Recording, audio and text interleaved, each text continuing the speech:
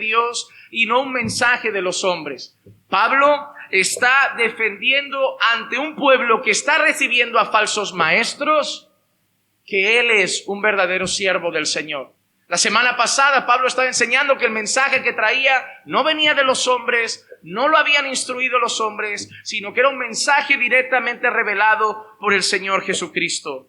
Y ahora Pablo está hablando de su elección al ministerio y empieza el versículo 15, Pablo diciendo que él fue separado desde el vientre.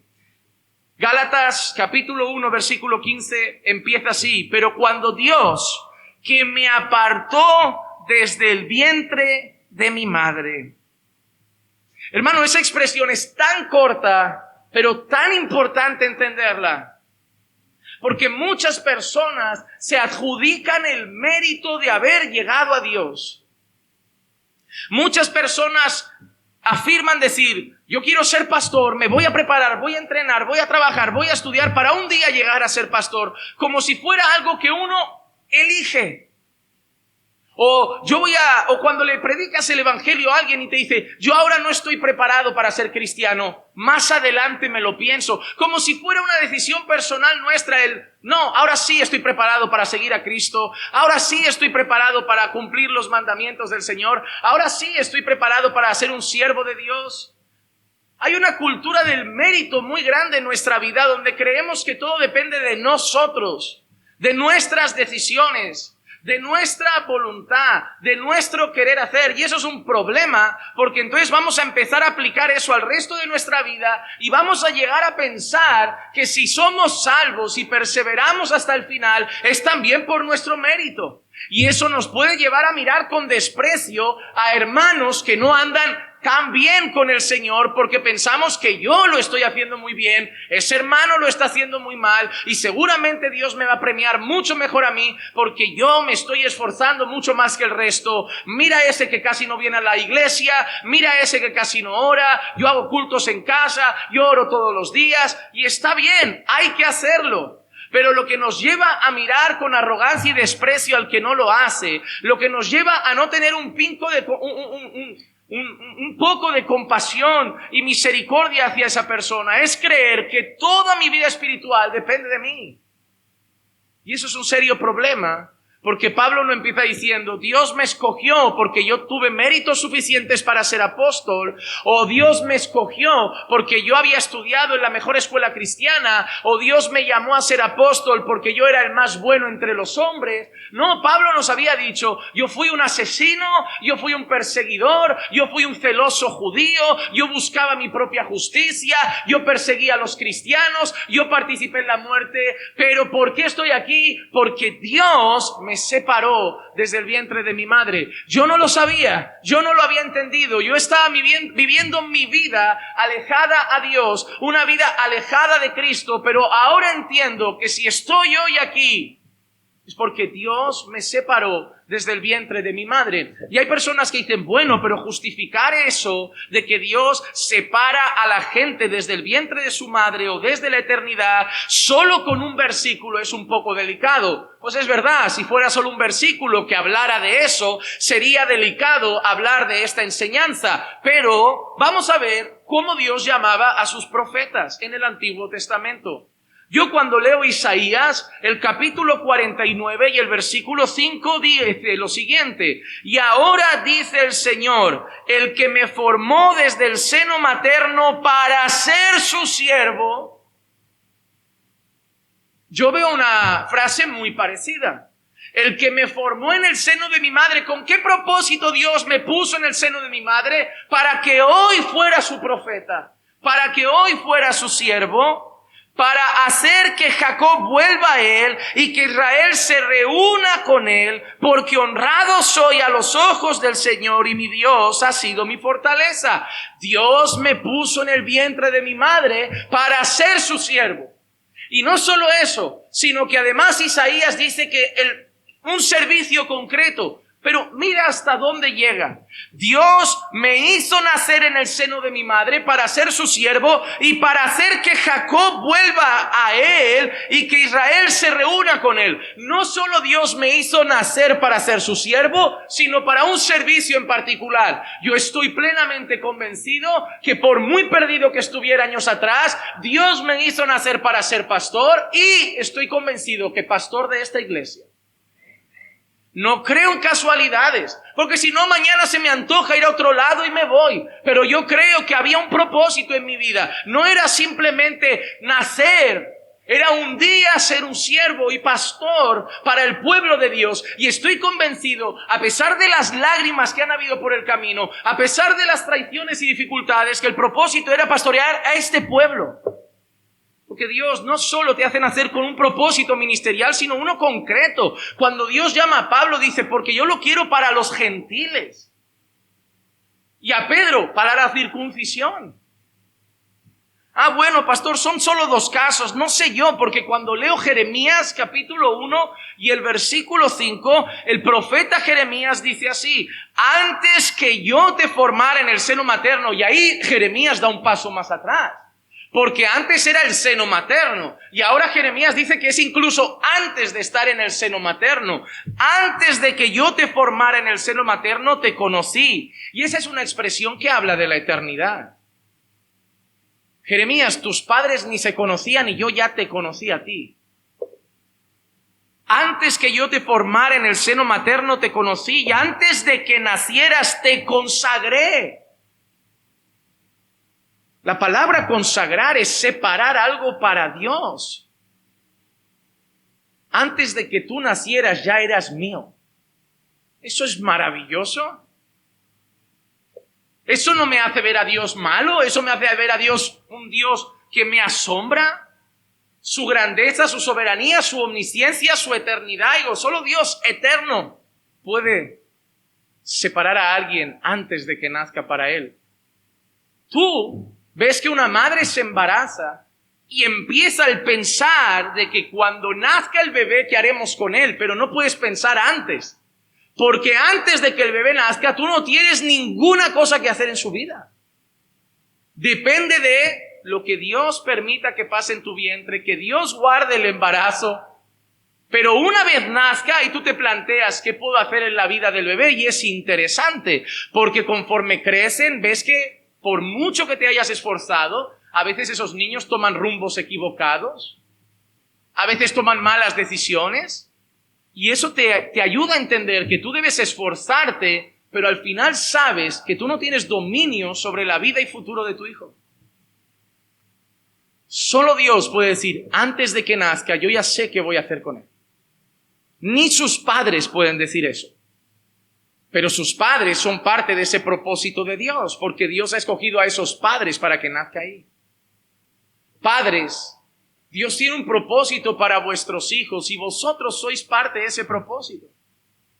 Cuando nace un bebé que a lo mejor puede ser un futuro pastor, los padres no lo saben, pero Dios los ha escogido para que críen y cuiden los primeros años de la vida de aquel que Dios mañana querrá que sea un siervo de él. Eso es asombroso. Antes de que yo te formara en el seno materno te conocí, antes de que nacieras te consagré y te puse por profeta a las naciones. Bueno, ya tenemos 3 casos. Yo creo que ya debemos empezar a creer en esto. No es una casualidad, ya son 3 veces que la Biblia menciona eso, pero a mí me gusta ir más adelante para afirmar más eso en nuestros corazones. Vamos a ver Romanos capítulo 9, versículos 10 al 13, la historia de Jacob y Esaú. Y no solo esto, sino que también Rebeca, cuando concibió mellizos de uno, nuestro padre Isaac, porque hermano amado, la Biblia no se puede leer rápida. El gran error de los cristianos es que leen la Biblia, pero no meditan la Biblia. La Biblia no se puede leer como un libro de la escuela que hay que acabarse. La Biblia no se puede leer como un cuento que te lees rápidamente mientras vas en el bus, como cualquier lectura. La Biblia no es un libro hecho para leerse, es un libro hecho para meditarse. Porque la lectura de la Biblia no cambia vidas.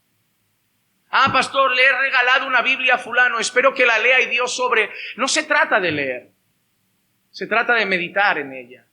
Por eso nosotros oramos antes de leer la Biblia. Por eso nosotros oramos después de leer la Biblia, para que el Señor trate con nosotros de esa lectura. Mucha gente pierde mucha información bíblica por el camino leyendo los mismos textos porque los leen rápido. Las palabras en la Biblia son sumamente importantes. Dice, y no solo esto, sino que también Rebeca, cuando concibió mellizos de uno, nuestro padre Isaac, y atento ahora, porque cuando aún los mellizos no habían,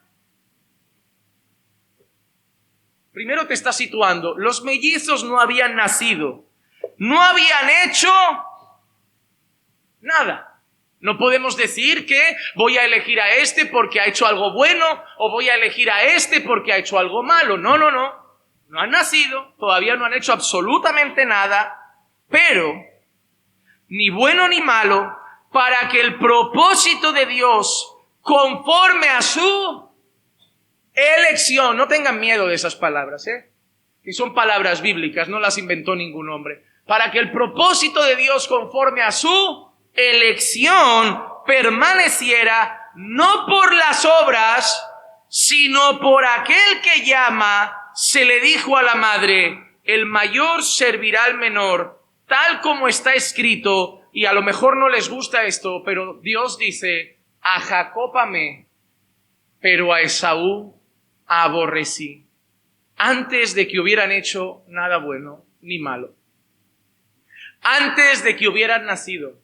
Dios ya le dice algo a su madre, este servirá a aquel, a ese lo he amado y escogido, a ese lo aborrezco.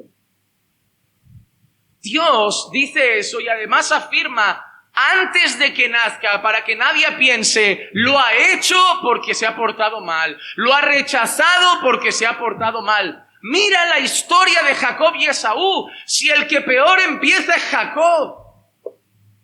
Si tú miras la historia de Jacob y Esaú, parece que Dios dice, antes de que hayan hecho nada bueno ni malo, yo te digo algo, el mayor servirá al menor, porque a Jacob amé y a Esaú aborrecí. Ahí nacen los niños, y los padres empiezan a ver la historia de esos niños. Uno, un fiel cazador, hombre, comportado, respetuoso en casa. El otro, mentiroso, incluso llegan a mentir al padre aprovechando una deficiencia visual. Y tú dices, Dios se precipitó. Pero ¿cómo acaba la historia de estos dos hombres? Tal cual como Dios había dicho. Es como si alguien le hubiera dicho a mi madre, señora, usted ni cree en mí, pero el niño que lleva en su vientre, su primogénito, un día será pastor de mi iglesia. Y ahí empiezan a hacer Juan Manuel. Prueba cosas que no debe probar. Tiene un carácter horrible, prepotente, soberbio, orgulloso. Mientras sus padres roba, hace un montón de cosas y cualquiera pensaría, Dios se precipitó al hablar. Pero ¿dónde está hoy Juan Manuel? Dios nunca se precipita. Dios no te dice cómo va a ser la historia desde el primer día. Dios te dice el propósito que va a tener con esa vida. El cómo va a llegar a cumplirse ese propósito, Él lo elige. La historia de Jacob y Esaú es esa. Mira la vida. Cuando Jacob empieza a vivir, yo tengo todo el derecho de decir, oye, me cambio de planes, desecho a Jacob y me quedo con Esaú. Pero no cambia de planes, porque al final Dios cumple su propósito. ¿Y cómo Dios cumple su propósito? Dios va a tratar con Jacob. Dios busca a Jacob, Dios trata con Jacob, Dios de alguna manera, según como leas el texto, pelea con Jacob hasta el punto que Jacob cambia su vida completamente. Dios se encarga de que Jacob acabe donde Dios quiere que Jacob acabe. Si Dios quiere que tu padre acabe aquí creyendo, si Dios quiere que tu hijo acabe aquí creyendo, de una manera u otra, Dios se encargará de que tu padre, tu hijo, tu esposo, tu esposa acaben aquí creyendo. Porque si Dios tiene un propósito, no hay corazón duro que lo pueda resistir. Porque si no, tú y yo tampoco estaríamos aquí porque tenemos el corazón tan duro como los que hoy no creen. Solo que Dios tenía un propósito. Hermanos, como hemos leído al principio, Nuestra historia es una historia escrita por el Señor. Salmo 139, 15 y 16. No estaba oculto de ti mi cuerpo cuando en secreto fui formado y entretejido en las profundidades de la tierra. Tus ojos vieron mi embrión y en tu libro se escribieron todos los días que me fueron dados cuando no existía ni uno solo de ellos. Hermano, en tu libro, en el libro de Dios, se escribieron todos los días que me han sido dados antes de que yo viva uno solo. Todos tus días están escritos por el Señor. Todos tus días. Eso es lo que dice el salmista. Por eso, hermanos, nosotros no tenemos que ver en este texto que Pablo dice, Dios me separó desde el vientre de mi madre. Jeremías dice, Dios me separó desde el vientre de mi madre. Isaías dice, Dios me separó desde el vientre de mi madre. Jacob sabe, Dios me separó desde el vientre de mi madre. Pero eso también aplica a nuestra vida. Pablo a los Efesios en el capítulo 1 y el versículo 4 dice, según nos escogió a todos los creyentes, a todos los que estamos aquí, nos escogió en Él, no desde el vientre de nuestra madre, antes de la fundación del mundo, para que fuéramos santos y sin mancha delante de Él. Hay personas que dicen, bueno, ahí habla de que nos ha escogido para ser santos, y obviamente es así. Todo aquel a que Dios escoge lo va a santificar. No es porque Dios sabía que vivirías en santidad te escogió. No, hermano, si vives hoy en santidad es porque Dios te escogió. Tú no vives en santidad y entonces dices, como yo sé que fulanito en el futuro va a ser súper santo, lo escojo ahora en la eternidad. No, si Dios no te escoge, tú jamás vivirías en santidad. Porque el que se encarga de que vivas en santidad no eres tú. El que se encarga de que vivas en santidad es el Señor. Es el Señor.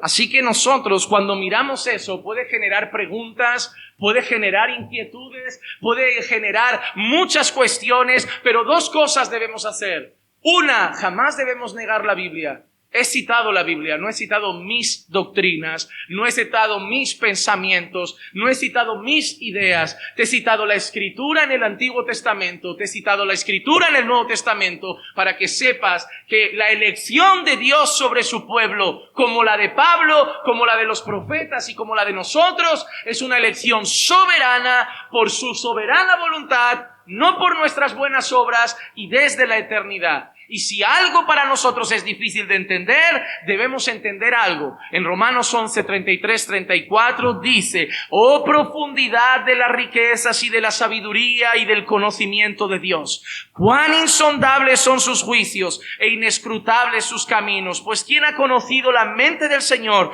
o quién llegó a ser su consejero? Algo que debemos entender siempre. Está escrito, sí, lo entiendo, me cuesta, no importa lo que te cueste. Si está escrito, viene de Dios. Y si te cuesta, tienes que aceptar que la profundidad de la sabiduría de Dios es mucho más grande que nuestra limitación.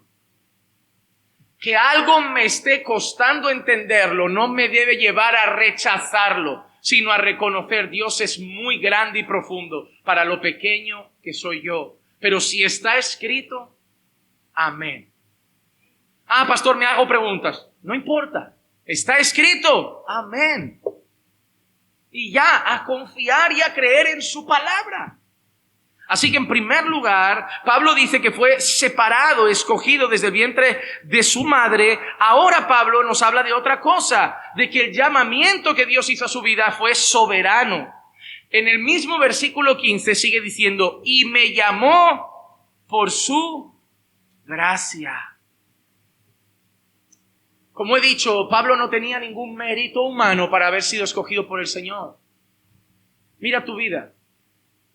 Piensa en tus años pasados, desde tu infancia, adolescencia, juventud, ahora. Ahora yo te pregunto, ¿qué hay tan bueno en ti, en tu historia, para que Dios diga, ese merece estar conmigo? ¿Qué hay tan bueno?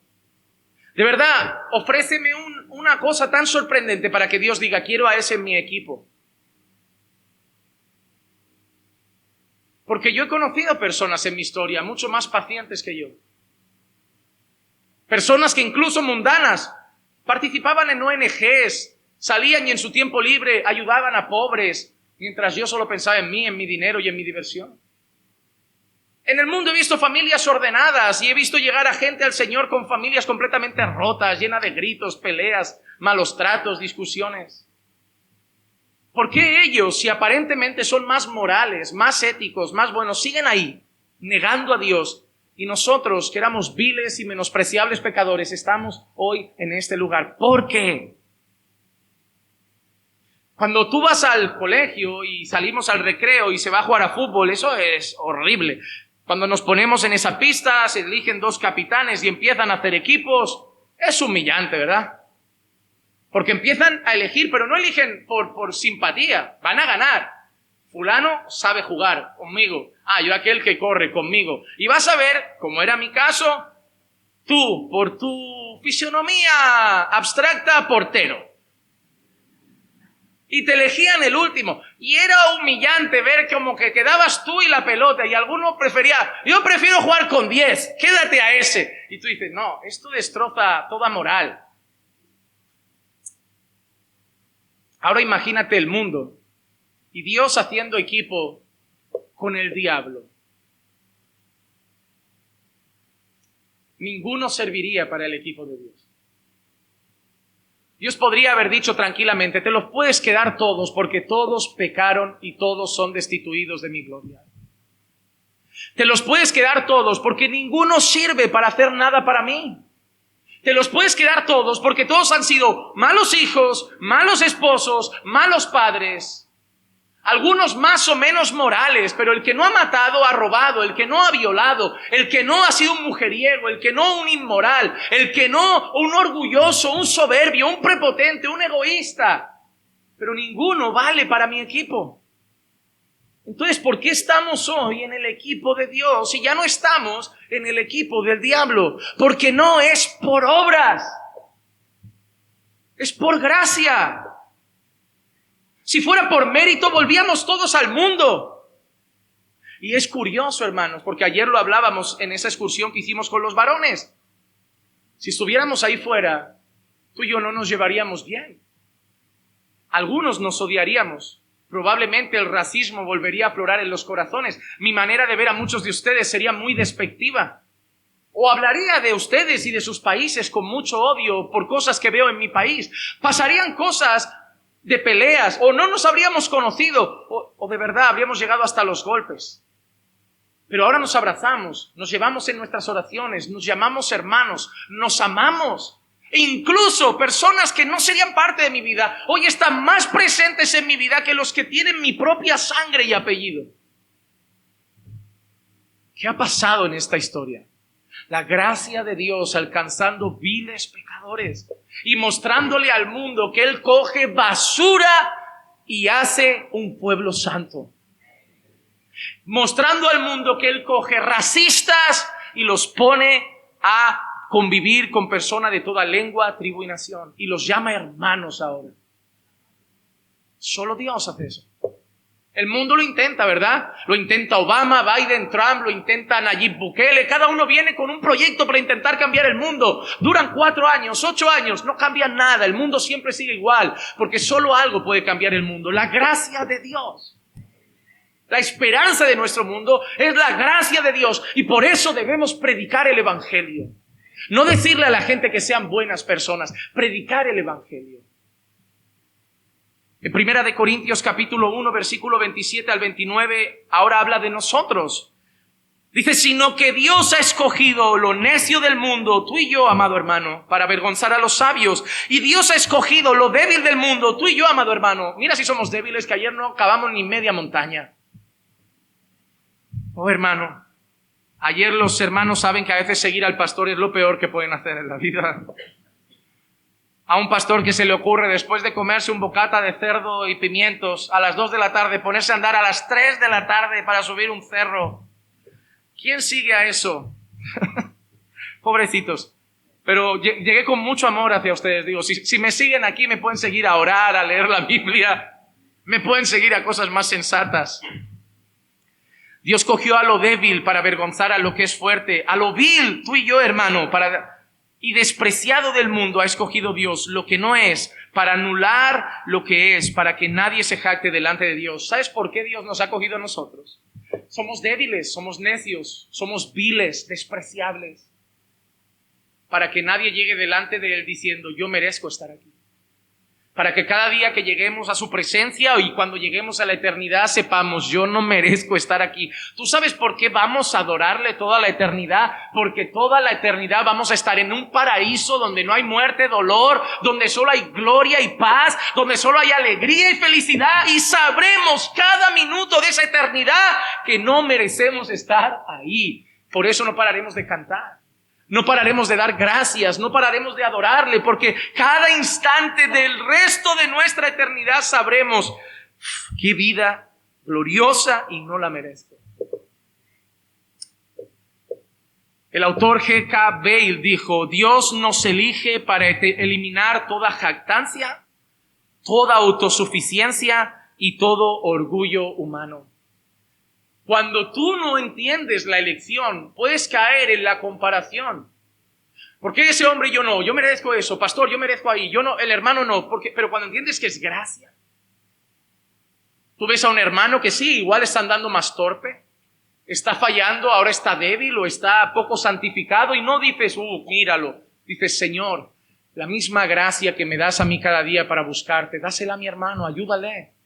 Porque yo tampoco soy mejor, pero tú me ayudas. Ayúdale también. Lo vas a ver con compasión. Lo vas a ver con humildad. Lo vas a ver con amor, no con jactancia. No, mi falda es más larga, mi pelo más largo, yo soy más modesta o yo soy más santo. No, hay que luchar por la modestia, hay que luchar por la santidad, pero reconociendo que Dios pone el querer y el hacer.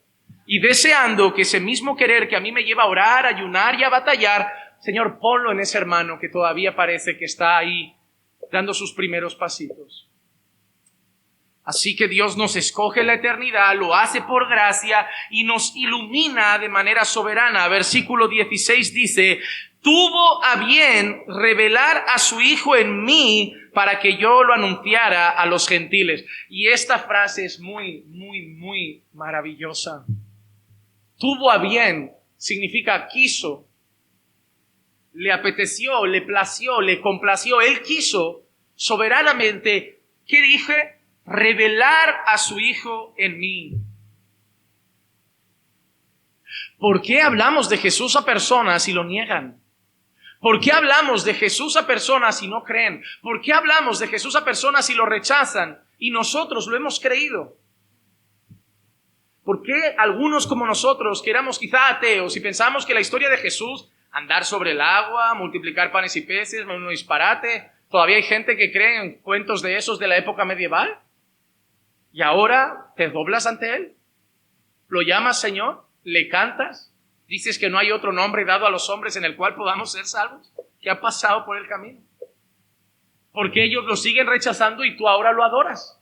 ¿Por qué ellos siguen rechazándolo y tú ahora lo exaltas? ¿Por qué?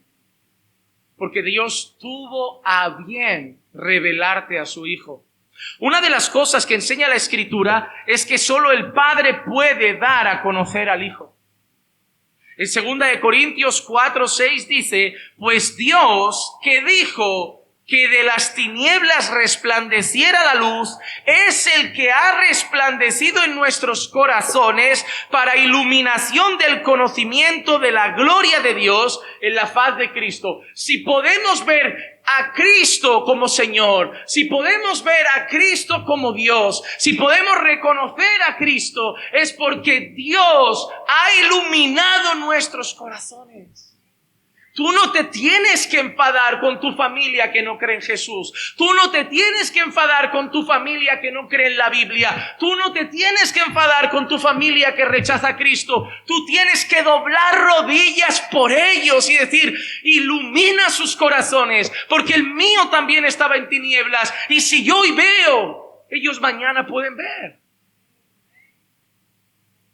El que cree en el mérito personal pone toda la carga en el hombre. El que cree en Dios soberanamente pone toda su confianza en lo que Dios puede hacer. Si yo pensara que el futuro y la salvación de mi madre, mi padre y mi hermana dependen de ellos, yo no podría dormir por las noches. porque mi familia no quiere a Dios. Así de claro. No muestran odio, respetan mis creencias. Cuando estamos juntos podemos hasta orar en la mesa. Se ponen contentos de que la iglesia vaya bien, como cualquier otro trabajo. Ellos entienden, es el trabajo del niño. Si la iglesia va bien, no le falta trabajo. Lo ven de esa manera. Cuando vienen a la iglesia, respetan a los hermanos. Si tienen que cantar, a veces mueven hasta los labios. Están comportados, pero no quieren a Dios. Respetan a su hijo, respetan la fe de su hijo y de su nuera, respetan porque a su hijo le importa eso, pues hoy hay que mostrar un poco de consideración, pero no quieren a Dios. Quieren su vida, porque ellos no son tan malos. Si yo viera que todo depende de ellos o que yo haga el discurso maestro que les haga cambiar de opinión, yo no duermo.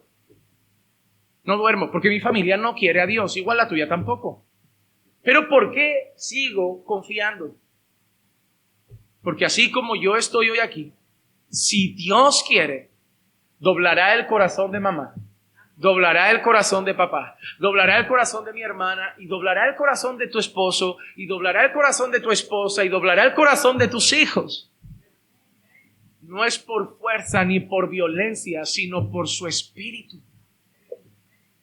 No es tiempo de desesperarnos, es tiempo de pedir a Dios. Obra en la vida de mis hijos, obra en la vida de mi esposo, obra en la vida de mi madre. Pastor, ¿cuánto? Toda la vida, mientras les lata el corazón y dejemos que Dios obre hasta el último día, Él decida. Pero mientras les lata el corazón, pide por ellos. No hay que enfadarse con ellos, porque tú estarías igual que ellos si Dios no hubiera iluminado tu corazón. Hay que tenerles compasión, como Jesús les tenía. Jesús miraba a la gente perdida y dice, Jesús tuvo compasión de ellos porque los veía como ovejas que no tienen pastor. Nosotros no podemos tener rabia cuando Jesús tuvo compasión. Pastor, pero rechazan el evangelio. Tú harías lo mismo. Pero a veces se burlan. Tú harías lo mismo. Y algunos ya lo hemos hecho. Así como Dios tuvo paciencia contigo, misericordia y compasión, da de gracia lo que Dios te dio de gracia. Y ten confianza que Dios puede salvar a los tuyos. No te estoy profetizando eso, ni declaro la salvación de tu madre en el nombre de Jesús. Solo te digo, créele a Dios y descansa que Dios cumplirá su propósito. Yo no sé lo que hará, no te puedo prometer lo que no sé. Estoy cansado de ver gente que promete cosas y luego decepciona a la gente porque no pasan. Pero sí podemos llamar a la gente a creer y confiar en que si Dios quiere, doblará sus corazones. Él puede hacerlo. Porque solo el Padre puede llevar a alguien hacia el Hijo. En Juan 6:44 dice, nadie puede venir a mí. Mira lo que dice Jesús. Hermano, ¿sabes qué significa nadie en griego? Nadie.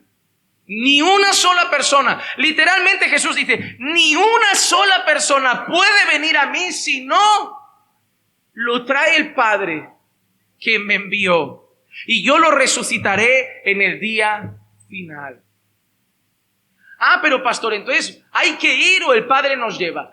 Mira, yo te voy a plantear una ilustración. Usa un poco de imaginación. Imagina que hay un caminito y vas andando por un camino peatonal de un parque y te encuentras una puerta gigantesca y un cartel arriba que dice, que vengan a mí todos los que están cansados y trabajados, que yo les haré descansar. Pues hay gente que pasa, mira el cartel y yo no quiero. Siguen. Hay gente que pasa y se asoma un poco, tiene curiosidad por la religión, pero no, sigue su camino. Pero habrá gente que verá eso y dirá, yo quiero eso. Pasará la puerta. Pues en cuanto pasan la puerta, se giran y hay otro letrero. Nadie viene a mí si el Padre no lo trae. Tú tomaste una decisión, pero debes ser consciente que la tomaste porque el Padre quiso que tomaras esa decisión. Tú la tomaste porque Dios desde la eternidad quería que tomaras esa decisión. Desde la eternidad Dios te quería para Él. No te puso cuerdas en las manos. No te forzó los pies como un robot. Tú tomaste la decisión, pero la tomaste porque Dios te movió a tomarla, porque Dios te quiso para Él. Una vez visto esto, ahora de manera rápida y resumida, para ya llegar casi al final del mensaje de hoy, Pablo nos empieza a hablar de sus primeros pasos. La semana que viene seguiremos viendo cómo Pablo sigue defendiendo su ministerio y sus primeros pasos y su apostolado. Y mira que sigue diciendo, versículos 16 y 17, no consulté enseguida con carne y sangre, ni subí a Jerusalén a los que eran apóstoles antes que yo, sino que fui a Arabia y regresé otra vez a Damasco. Ahora Pablo empieza a recordarle a los Gálatas cómo fue sus primeros pasos en el Señor y dice que él no fue directamente a los apóstoles, no fue directamente, sino que hizo algo previamente. Todo eso lo puedes leer en el libro de Hechos. Hechos capítulo 9, versículo 19, leemos una parte. Tomó alimentos y cobró fuerzas y por varios días estuvo con los discípulos que estaban en Damasco. Eso es algo que acabamos de leer. En el versículo 22 dice, pero Saulo seguía fortaleciéndose y confundiendo a los judíos que habitaban en Damasco, demostrando que este Jesús es el Cristo. Así que Pablo dice, antes de ir a Jerusalén, de estar con los apóstoles, yo primero pasé un tiempo en Damasco y ahí Pablo obviamente ya empezaba a hablar del Señor. En los versículos 18 al 21 sigue contando sus siguientes pasos. Entonces, 3 años después, subí a Jerusalén para conocer a Pedro. 3 años después. Pablo llevaba 3 años hablando de Jesús en otras regiones, en Damasco, hablando en las sinagogas. Y luego, 3 años después, sube a Jerusalén para conocer a Pedro y estuvo con él 15 días. Pero no vi a ningún otro de los apóstoles, sino a Jacobo, el hermano del Señor. En lo que os escribo, os aseguro delante de Dios que no miento. Después fui a las regiones de Siria y de Cilicia. Y si leemos Hechos 9, 26 al 28, leemos esto. Cuando llegó a Jerusalén, trataba de juntarse con los discípulos y todos le temían, no creyendo que era discípulo. Pero Bernabé lo tomó y lo presentó a los apóstoles y les contó cómo Saulo había visto al Señor en el camino y que él le había hablado y cómo en Damasco había hablado con valor en el nombre de Jesús y estaba con ellos moviéndose libremente en Jerusalén, hablando con valor en el nombre del Señor. Así que Pablo está contando sus primeros pasos en el ministerio, los inicios de sus primeras predicaciones, los inicios de cuando conoce a los apóstoles, y esa parte no voy a profundizar mucho porque la semana que viene el siguiente sermón de Gálatas sigue hablando de ese encuentro también con apóstoles y nuestro mensaje se centrará un poquito en lo que pasa allí. Pero termina nuestro texto de hoy de esta forma. Gálatas 1, 22 al 24. Pero todavía no era conocido en persona en las iglesias de Judea que eran en Cristo, sino que solo oían decir, el que en otro tiempo nos perseguía, ahora predica la fe en una fe que en un tiempo quería destruir, y glorificaban a Dios por causa de mí. Hay una cosa interesante en el ministerio de Pablo que fue muy cuestionado desde el principio. Y es normal porque a veces nos asombramos con Dios. Porque Pablo era el firme enemigo de la fe. No era una persona vil y mala simplemente que vivía en prostituciones o inmoralidad o lujurias o mentiras. Era un hombre que odiaba la fe cristiana, un hombre que había perseguido a los cristianos. Es normal que los creyentes pensaran eso. Yo me pongo en su lado y creo que podría pensar igual. ¿Y si está fingiendo? ¿Y si está infiltrado entre nosotros para ganarse la confianza nuestra? Saber dónde nos reunimos, saber dónde nos congregamos, saber dónde están las iglesias y luego traernos a todo su ejército y matarnos. Es normal. Piensa que en esos tiempos empezaba a haber una persecución muy feroz entre los creyentes, sobre los creyentes. Por ejemplo, Cuando tienes el placer de conocer a personas que han predicado en lugares prohibidos, como China, nosotros pudimos compartir personalmente con Salvador Gómez Dixon, pastor en la Iglesia Bíblica del Señor Jesucristo, junto a Sugel Michelén, y él nos contó que pasó un buen tiempo en China predicando el Evangelio.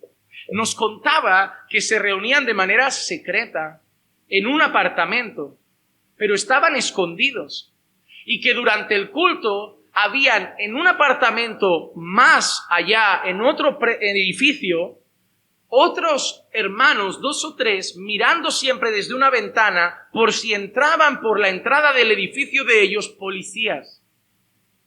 O sea, había gente que tenía que perderse el culto porque tenía que estar vigilando si algún policía aparecía mientras ellos hacían el culto. Incluso nos cuenta que un día una hermana llegó tarde, y eso no es muy común allí, pero una hermana llegó tarde y de golpe estaba predicando ya y se escucha en la puerta. Dice, teníais que haber visto las caras. Hermano, imagínate congregar de esa manera. Congregar de tal forma que un toque a la puerta te haga saber que puedes morir. Que un toque a la puerta te haga saber que puedes ir preso. ¿Cómo puede ser que en Occidente prefiramos ir a la playa un domingo que ir a la iglesia? ¿Cómo puede ser que en Occidente venga mi prima, la de Teruel, y falte al culto porque ha venido mi prima? O porque mi hijo tiene baloncesto. O porque mi hijo tiene partido y lo tengo que llevar yo. El día es del Señor, ni de tu hijo, ni de la prima de Teruel, ni del pastor que ha venido de Rusia, ni del pastor que vino de Francia, ni del amigo que vino de Pamplona, ni de la abuela que me visitó de Perú. El día es del Señor. Y cuando tú cedes a eso, tú crees que no, pero les estás dando un mensaje equivocado. Dios no es lo primero. Yo cambio a Dios rápido. Si hay un evento, lo cambio. Si hay un deporte, lo cambio. Si hay un cumple, lo cambio. Si hoy estoy cansado, lo cambio. El problema no es la persecución, el problema es la comodidad. A veces Dios tiene que mandar persecución para despertar a su iglesia. Porque la iglesia acomodada es una iglesia que deja de orar, de ayunar, de clamar, de buscar, de tener pasión por el Señor. En China pasa, gente aparece de golpe en el culto. ¿Quién eres? ¿Quién te invitó? No, una persona me dijo que había... Tienen miedo. Porque ahí cuando van presos no es porque van a la plaza a predicar, es porque hubo un chivato. Y mucha gente pensaría así de Pablo. Pero obviamente el obrar de Dios a través de Pablo, y yo siempre valoraré a Bernabé, yo creo que es de quien menos se habla en los púlpitos y se podría hacer un sermón solo de Bernabé. ¿Sabes lo que me gusta de Bernabé? Nunca fue protagonista. Pero siempre supo ver lo que Dios iba a hacer con Pablo. Él siempre entendió el llamado de Dios sobre la vida de Pablo y dijo, yo no voy a ser el apóstol de los gentiles, pero yo voy a intentar ayudarte porque yo sé lo que Dios va a hacer contigo. Él estuvo mediando con los apóstoles. ¿Qué hace aquí? Y Bernabé, no Pablo, Bernabé. No, mira, yo soy testigo, se ha convertido, ha hablado en sinagogas judías de Cristo, lo persiguen, ya lo odian los judíos, él está dando la cara por el evangelio. Hay gente que Dios no ha llamado a ser un Pablo de la vida, pero sí a ser un Bernabé. De decir, mira, yo no voy a estar ahí delante, pero yo sé que Dios te va a poner delante y yo quiero ayudarte, estar a tu lado, porque solo no vas a poder. Yo quiero ayudarte a hacer lo que Dios te llama a hacer. Pero claro, como tenemos el deseo siempre del protagonismo, nadie quiere ser Robin, todos quieren ser Batman. Siempre es así. Pero cuando Dios trata con los corazones es diferente. Pero había una cosa que se decía ya de Pablo. La gente no lo conocía en persona, algunos todavía dudaban, pero decían, el que en otro tiempo nos perseguía, ahora predica la fe que en un tiempo quería destruir. La gente ya empezaba a hablar de lo que Dios había hecho en la vida de Pablo, pero lo más bonito es el final de ese versículo. Pablo dice, y glorificaban a Dios por causa de mí. ¿Cuánta gente ve tu vida y glorifica a Dios? ¿O cuánta gente ve tu vida y no ve a Dios? Oye, va a la iglesia, pero Cuando Dios salva para su gloria.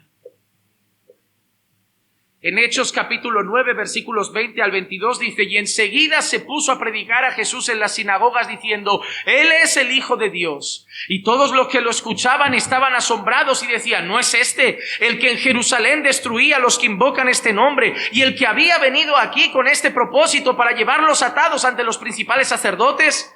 Pero Saulo seguía fortaleciéndose y confundiendo a los judíos que habitaban en Damasco, demostrando que este Jesús es el Cristo. Cuando Dios nos trae a conversión, es para Dios ser exaltado a través de nosotros. Nuestra vida, nuestra conversión, nuestro nuevo nacimiento debe darle la gloria a Dios. Hermano amado, yo te llamo en el Señor a dejar de ser un creyente que no da gloria a Dios. Ayer hablaba con los hermanos y les decía: mira, yo conozco muchos católicos, no sé ustedes, que el domingo van a misa, pero por la tarde se meten 4, 5, 6 cervezas, bailan un merenguito, se van a la bachata y la vida la viven tan tranquilos. Pero eso sí, el domingo cumplen con su misa del gallo, del pollo, del pavo, de lo que sea. Pues lo más triste es que hay muchos evangélicos así, que el domingo cumplen, fichan con su religión y a vivir la vida hasta el próximo domingo. Pero en el trabajo no saben que son cristianos. Su familia duda de si son cristianos. Y se vuelven el motivo para que muchos sigan diciendo: la iglesia está llena de hipócritas. Porque yo conozco a uno que va a la iglesia, pero le grita a su mujer. Va a la iglesia, pero se hincha la cara a cerveza. Va a la iglesia, pero en cuanto sale todo es reggaetón. Va a la iglesia, pero sigue siendo altanero. Va a la iglesia. Porque muchos dirán: Señor, Señor. Yo fui a la iglesia, y el Señor les dirá: ya, pero tú nunca estuviste conmigo, yo no te conozco, largo de aquí, al infierno. Porque cuando hay conversión, la vida cambia drásticamente y la gente ya no te va a reconocer. Y la gente solo va a decir: ¿no era ese el mujeriego? ¿No era ese el perseguidor? ¿No era ese el orgulloso? ¿No era ese el altanero? ¿No era ese el vanidoso? ¿No era esa la ramera? ¿No era ese el promiscuo? ¿No era ese el inmoral? ¿Pero qué ha pasado? Que Dios llegó. Y cuando Dios llega, ya no soy. Ahora soy nueva criatura en Cristo. Si tu vida no está dando la gloria a Dios, pregúntate si has nacido de nuevo. No vas a ir al cielo por ir a la iglesia hasta que te mueras. Porque el pastor hará un funeral bonito y dirá 4 palabras de nuestro hermano. A Dios no le vas a engañar. Nosotros aquí diremos: nuestro hermano se fue con Dios y no te encontraremos en la eternidad. Yo quiero encontrarte allí, por eso me pongo de esa manera. Yo no te odio, quiero verte en la eternidad conmigo. Te puedes ir a otra iglesia que te harán sentir salvo. Yo quiero decirte la verdad porque yo quiero verte en la eternidad conmigo. Cuando Dios hace algo, lo hace todo para su gloria, salva para su gloria. Los milagros son para su gloria. Mateo 9, 6 al 8 dice: pues para que sepáis que el Hijo del Hombre tiene autoridad en la tierra para perdonar pecados. Entonces dijo al paralítico: levántate, toma tu camilla y vete a tu casa. Y levantándose se fue a su casa. Pero cuando las multitudes vieron eso, sintieron temor y glorificaron a Dios, que había dado tal poder a los hombres. Si Dios hace un milagro, es para que Él sea exaltado, no para que yo quede como el milagrero y el que tiene los dones. Si Dios salva, es para Él ser exaltado. Si Dios obra, es para Él ser exaltado. Si te da un trabajo, es para Él ser exaltado. Si te da salud, es para Él ser exaltado. Dios quiere que tu vida lo exalte, lo adore y lo glorifique siempre. Y los que están a tu alrededor también. También. Dios te ha salvado y me ha salvado para su gloria. Efesios 1 del 5 al 6, nos predestinó para adopción como hijos para sí mediante Jesucristo, conforme al beneplácito de su voluntad. ¿Por qué? Para alabanza de la gloria de su gracia que gratuitamente ha impartido sobre nosotros en el amado. Hermano, Si estás aquí es porque Dios te ha escogido desde que nacieras.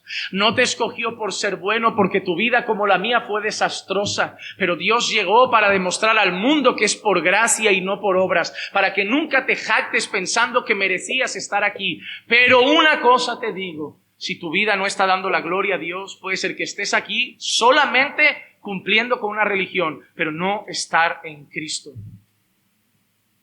Hermano amado, si Dios te escogió y te salvó, tu vida va a lucir como la vida de un salvo. Aquel que está en Cristo, nueva criatura es. Las cosas viejas pasaron, todas son hechas nuevas. Dale la gloria a Dios en tu trabajo, dale la gloria a Dios en tu familia, dale la gloria a Dios en la calle. Que la gente te mire y diga, no era aquel que hacía eso. Y tú les puedas decir, yo era aquel, pero ahora soy otro en Cristo Jesús. Demos la gloria al Señor. Vamos a orar. Padre, te damos gracias por tu palabra bendita y perfecta. Gracias por estos mensajes que traes a nuestras vidas, por estas enseñanzas que traes a nuestros corazones. Gracias, Señor, por alimentar nuestra fe siempre a través de tu palabra, confrontarnos, exhortarnos, hacernos sentir amados, sabiendo que hemos sido escogidos desde antes de la fundación del mundo, pero también confrontados para vivir una vida que te da la gloria como aquellos que han sido salvos. Ayúdanos, Señor, y que tu palabra hoy dé fruto en nuestras vidas. Te lo ruego en el nombre de Jesús. Amén, amén y amén.